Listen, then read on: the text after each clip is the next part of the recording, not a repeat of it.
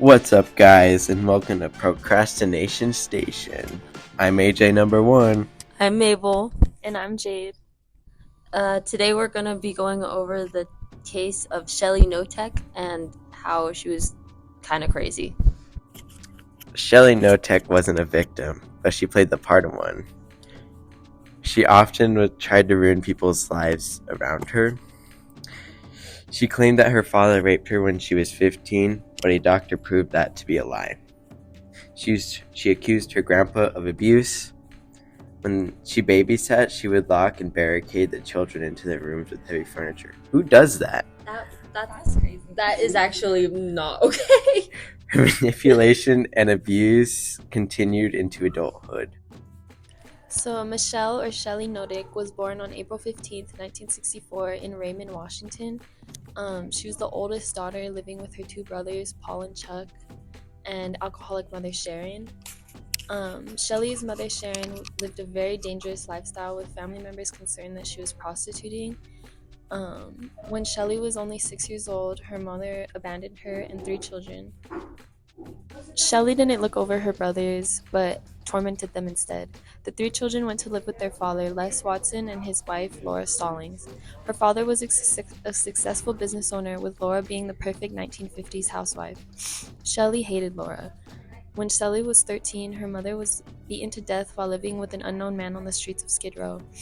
Shelly apparently did all the talking when it came to her siblings, with Paul lacking social skills and Chuck not speaking up for himself. Shelly would put broken glass in her brother's shoes just to be mean to them. That's apparently. evil. Yeah, that's crazy. Her. Okay. At 15 years old, in March of 1969, when Shelly went to juvenile detention after falsely accusing her father of rape. Good morning, students. Good morning. Sorry, we were very rudely interrupted by surrounding announcements. How dare they? Oh, I know. But, okay, so she saw a psychiatrist multiple times, but they never found anything, which is until after the crimes were committed, because Shelly's grandma, Anna, was, kind of the same as her. She enjoyed the suffering of other people pretty much. Genetics. And Shelly was her favorite grandchild, and they displayed similar behaviors, so, they would just, be mean. I wonder why. And that's according to a blog by Katie Doll with short form. Katie Doll. Yeah. And that's funny. she suggested that would be a predisposition for Shelly for antisocial personality disorder. Which was I was a little bit confused about that. How does why didn't they find anything? Also, how does being antisocial go to her killing people? I feel like that's a very big jump from one thing to the other. I feel like it was more of it didn't just escalate in one day, because we were talking about earlier how when she babysat in her teens, she would just barricade them in their rooms and not let them out. Yeah. I feel like it didn't happen over time. Yeah, because she would abuse everyone around her. She even, like you said, falsely accused her grandfather of abuse as well.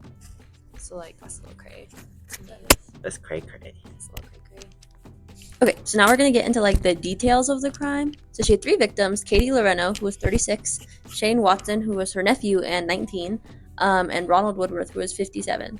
So there's no real connections in between these people. A lot of other cases target people, but these ones are all just kind of random. They just happened to be in her house.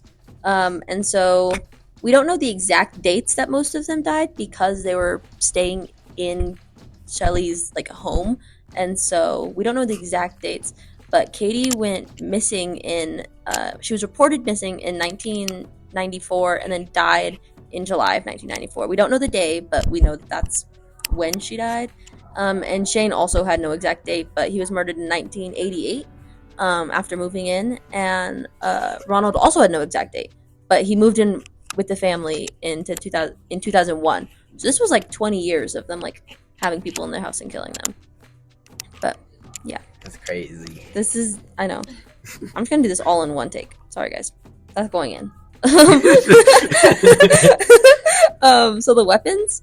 So Shelly's husband, David Knotek, also was like very guilty of killing people because it's like written as Shelly, but David did a lot of the hard work. So Shelly's husband David claimed that Kathy died by asphyxiating on her own vomit and was cremated by Shelly before any real weapon was identified. But there's like say of him like trying to save her, but it didn't work. So I don't know how real the asphyxiating on her vomit was because there's no like real cause of death. No proof. Yeah. And then Shane, I think he was 19, was shot by David using a .22 caliber rifle. And Ronald's autopsy reported that he was murdered, but it didn't say how. Witnesses described seeing Ronald being forced to do chores outside wearing only his underwear and had to jump from the second-story roof onto gravel wearing nothing on his feet, causing broken bones and severe lacerations, so assumed that he had succumbed to his injuries and died. So Only in she's his crazy. underwear?